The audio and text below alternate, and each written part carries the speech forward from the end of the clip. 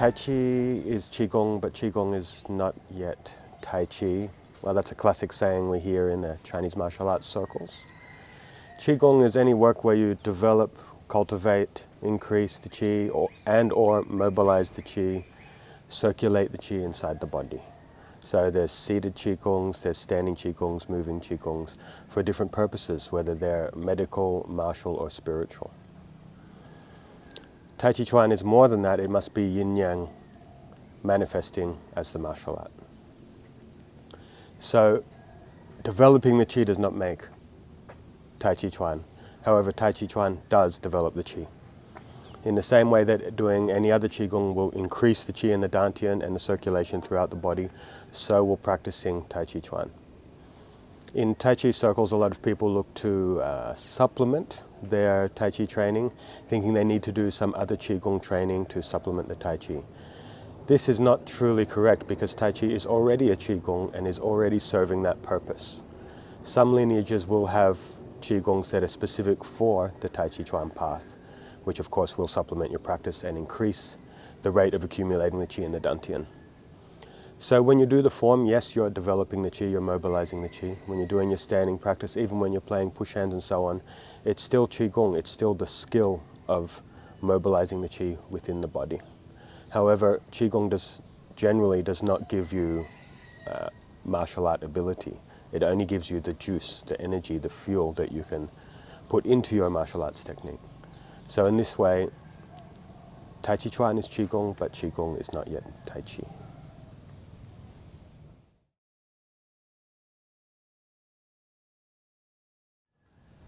Some people talk about Tai Chi having Qinna or not having Qinna. We have joint destruction, okay, where you lock and fire the joint and destroy the joint. I wouldn't call it Qinna exactly, but the question is, it's kind of irrelevant. The true question is, can you do it? It has whatever you want to do. Taijiquan is what you become. The animal transforms, you become the Tai Chi creature. If you want to hit with it, you hit with it. If you want to fire, you want to lock, you want to Qinna, it's up to you. The true question is, can you do it and can it be done to you? Techniques, they're limited. But when you transform who you are, it's much more free the way you can apply any way you like. So maybe we'll try. You can try some Qinna on me, see how it goes. Let's see. Does it have Qinna? It's not really my thing. Can you do it? That's the true question. So like I said, yeah, does it have Qinna or not is not the point. The point is, can you use it? That's the point of all art, really. Can you express it? So, why don't you just try? Okay. Yeah. I'll try. You do some Qinna on me, okay. So if I'm stiff, okay, you get me straight away. You try, yeah. That's all. You Qinna. It comes back to me. Yeah, you do whatever you want. Free Qinna. You do whatever you want. I'll let you get me in the lock fully. Crank it, you see. More, you can take me down. Go. Good. Lock it, you see. I don't need to use any trick. You go. You do whatever. Come. Hey.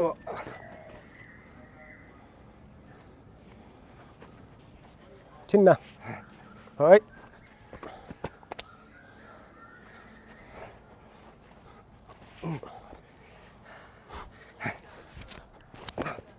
You want to do the takedown? You do the takedown.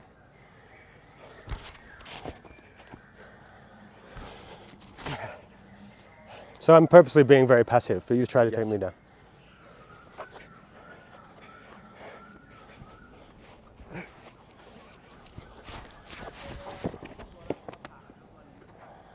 You can use more. Mm-hmm.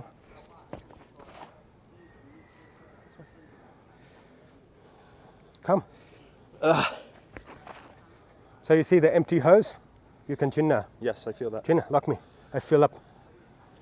You see? It feels like it becomes very strong and iron hard. Yeah. I change. You do like the elbow lock or something. I change you. Look me. Come. Hey. Ah. Yeah. Eh. But we have Qinna too. What? I don't know Qinna really.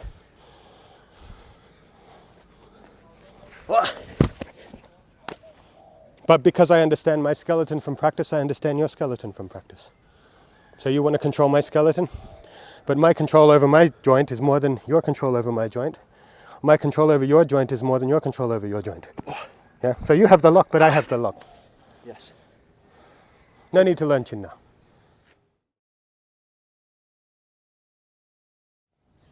Because of the focus on push hands, a lot of people think that Taijiquan pushes and pulls and that it doesn't have striking or Jinna and throwing, kicking and so on. Of course this is not true, it's a martial art. All martial arts have all those components. So the striking is simply striking. So we have punches, striking with the hands, with the blade of the forearm, elbows, shoulder, back, many ways to strike. So in fact there are many, many strikes in Taijiquan. The whole body is a hand means that the whole body can strike. There's no contact point on the body you cannot strike with. The point is not to strike with li or stupid force or by throwing your mass around or simply accelerating the hand quickly, but how to be song and mobilize the qi inside the body so that the qi movement and the jin movement creates the power. So when you fa, you're mobilizing the qi and making the power without any percussion, without any impact force, just through the body and out, to send your opponent out like an arrow. They say to fa is like releasing an arrow. When you strike, you're essentially doing the same thing. The difference is there's a percussive force, a very specific impact point, and so on. So of course the best way is to show. We can just look at how it works. So of course in the form there's endless postures, you know. This is striking, the punching, the 5 punches, the different directions of striking, the elbowing, kao, the shoulder stroke, the whole body is a hand. So we strike like any other art. We hit them. How you do it, how you generate the power is different, and how you control the situation is different. So, yeah, I guess we just try something. Okay. So, yeah, so you just come, striking. Boom, okay. So, when you come, I change my posture. I strike, you see it? Or you come again, I'm striking, you come, I strike. So you see in slow motion when I move, I change punch, I change my body, I apply force. So the same as any other art. I place my body, I control, this is the sticking skill, and I put the jin inside. Okay? Sticking, you see, striking. So I move my body and I stick. Okay? So we do in normal time. Or after we connect, you strike. We connect, it becomes sticking or grappling situation. Come, you see? We strike. I can move, we can stick, like Chi Sao. You can move freely. Okay? So I'm only touching you very lightly. Okay. Yep. When you come, I stick. I have control over the body. You want to do something? I want to do something. Okay? We use the kicking. Come. You want to strike, you come. Then, okay, I strike. I strike. Here, I strike. And I control. Dealing with striking, of course, is about timing and placement, where you put your body, the ability to use pong, to ward off, to stick, and to control. So the problem with many Chinese martial arts is they kind of stand there and try to do the art, and they don't move their body or their head.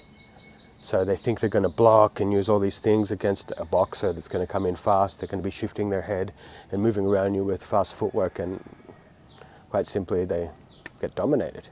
The reason they get dominated is because your opponent's target is moving continuously, you keep missing, and your target is standing there like a dummy.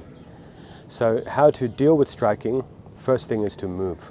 Don't be there. This is hua, like neutralizing or transforming their force to make it neutral in reference to you. So we use placement to put the body in the right place, and sticking to control the partner, to capture their strike or to capture their mass, to control them, to make it very difficult for them to strike, or even so they cannot strike at all. So we use footwork, shifting, changes, sticking, and then we counter strike or throw. So I would say timing, placement, and power is how we deal with striking. These are the same skills we develop in pushing hands. When I'm receiving and yielding, what I'm actually training is not just the hand, but the whole body.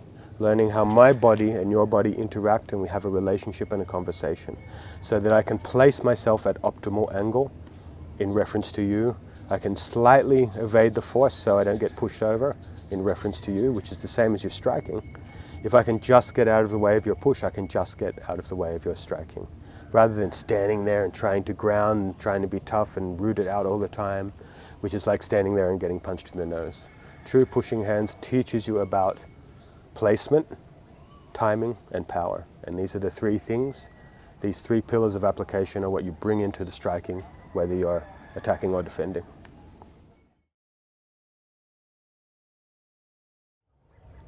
So normal conventional power, Li external power, is basically how much mass you can connect up, your body weight, your muscle size, and how much you can accelerate it. So the more you can accelerate your whole body and throw your fist out and everything, the more power. Totally efficient, works, nothing wrong with it. In internal method, we're not dependent on throwing the mass. It doesn't mean you can't throw your mass. Of course you can. The problem is when you throw your mass, you are vulnerable to being off-balanced between A and B. That throwing moment, at that moment of throwing the hand out or throwing your weight around, there's no mindfulness, there's no control, you can't stop, you're stuck in momentum. Yes. So this has a mild disadvantage. However, if you combine the internal with the external motion of moving your mass with velocity, of course the power is going to be extreme. Okay, so I'll just demonstrate on Andy. For example, if we're touching, we'll just do it in the push hands model. If I had to throw my mass, of course I'd bring my body in, probably dig under, you see this kind of thing, trying to use my legs and waist and body and boom, move my mass into the object to push him back. This is okay in the beginning, but it's not the proper Tai Chi way, which should be the power moving through your body, like water running through a hose, rather than picking up the hose to hit somebody with the hose. Yep. Or I often say, external martial arts is like pistol whip. You pick up the gun and you beat the hell out of somebody with it. Internal martial art is like putting the gun on them and pull the trigger. The insides move, not the outside. So instead of mobilizing my mass, I just bring the chi out and they go. My mass doesn't move. The hand can move or not move. So if he pins me in, it's slightly, go. The advantage is that wherever he touches me, I can generate the power. So maybe he takes my back, I can fa. Takes another angle, I can fa, without having to bring my mass into it. So this means if it's a grapple, or he's giving you like a cuddle, so my mass is demobilized. Yes. I can't accelerate my mass. He wants to tip me off balance or something, I can sing the chi and fa. Okay. He comes in, takes the body, I fa. Through the body, not crash the body around. Now when you're striking, I come in and strike, say I strike here, yes, I'm moving my hand towards his head at speed, but really the power is here. This is reaching out to touch somebody. This is the da. So I go, wah, the speed, sure, but when I touch, the fa comes out. So we combine the acceleration of the hand and the speed and mobilization of the mass with the internal mobilization of the chi to increase the power output. So using this method, is this the true meaning of like a 1-inch punch or a 9-inch punch? Is this the real engine that should be used? I can't talk about other styles. Everything in Taijiquan is no inch. Even when you go from a distance, it's still happening at no inch.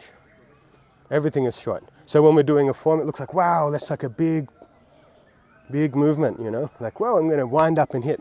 It's not that. It's they touch here, this movement here, this is power. This is power. This is power. Every inch of the movement is power. So anytime they touch you, he just touches me randomly while I'm doing the form. It's always generating no inch power. It's a constant thing. So we don't want to have no power, a power curve, and then power. We have maximum power all the way. Yep. So it's like a Tesla. It's like an electric car. It just goes, poof, you're off. So from any point, you have full power.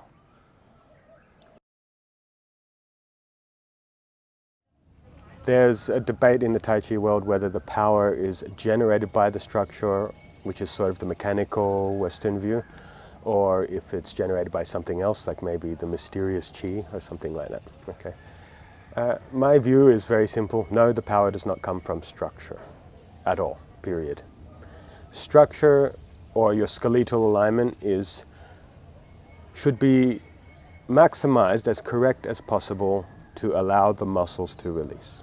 If your structure is contorted and twisted, your ability to release the muscles or song is impeded. If you can truly song and release all the muscles, then you can generate the power through the mobilization of the Qi.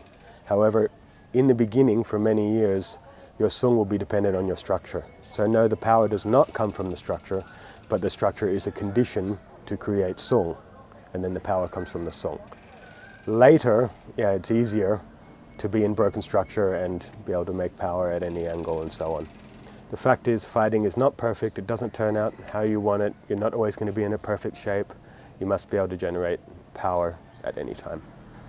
So if I was using my structure to generate the power, which is okay in the beginning, it means I'd always have to be in, say we're touching, I'd always have to be in my perfect shape, and bang, I'm going to fire, or everything's going to be just how I want it to be, right? Yeah. No scrap that I've ever been in turned out how I wanted it to be. Even ordinary life, everything goes wrong every step of the way. Fighting is something's gone totally wrong. So then we expect it to all be perfect? It's not going to happen. So, for example, if you trap me up or make me uncomfortable and break my structure, okay, so my structure's broken, my shoulder nest is closed, my hips up, you've controlled me, make yourself really stable. If I try to use structure, I'm going to be stuck, I can't do anything. You've seized me up. So this is how trapping works and things like that. Yes. But if I can remain song and not depend on my structure at all and release inside and use the Qi, then I can move freely. No matter how you break my structure. Okay. I'm pinned, but I'm song. So you try to trap me more, you feel, trap me. So anytime you feel like you've trapped me, actually, I'm not trapped at all, I'm totally free. Yes. So no, the structure is not the power. I can be in a totally broken structure, everything wrong. I'm broken, I song, I use the Qi, and you go. It makes no difference. Any shape you put me in, you say you cross me, okay, I'm in real trouble. If Yes. I try to use structure, it's not going to work. So I don't, I use the Qi and I song. So we use structure, it's ideal for developing song. As we develop the song further and further, we become song naturally all the time. We no longer need to depend on structure. Of course, perfect shape is better, but life isn't perfect. So this is only at the later stages of training, right? When you reach a higher level, people that start training at the beginning, they're not going to be able to do this. Would I be right in saying that? Absolutely, they should be focusing on the structure, focusing on doing everything perfectly the way their teacher tells them to do. You don't ever try to do the outcome. The outcome happens from following the method. The outcomes grow on their own. You plant the seeds, the flowers grow.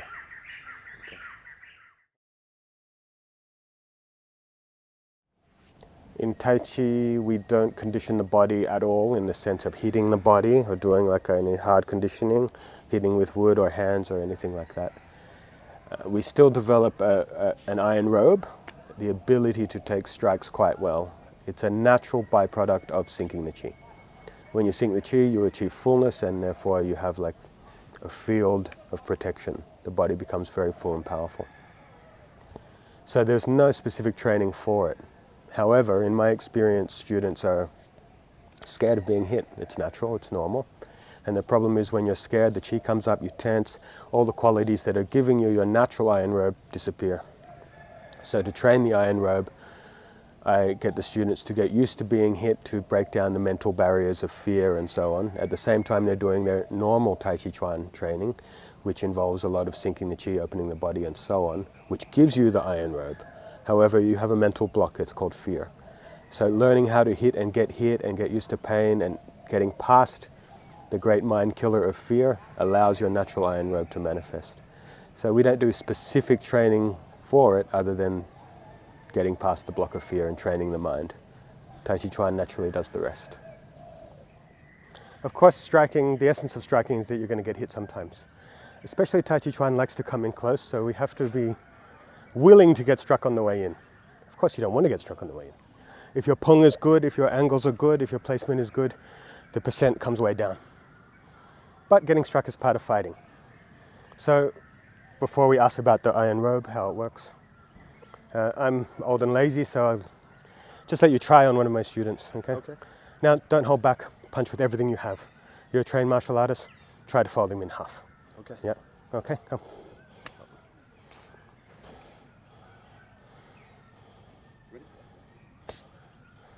Harder.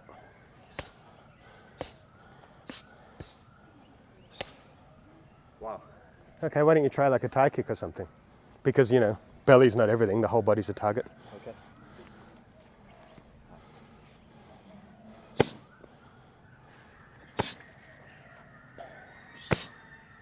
So how's it feel? It's coming back to me. Yeah. It starts to hurt my leg. We're not an iron robe style, we don't want to stand there and get hit, but it's going to happen. So you don't want to even notice. They should notice, not you.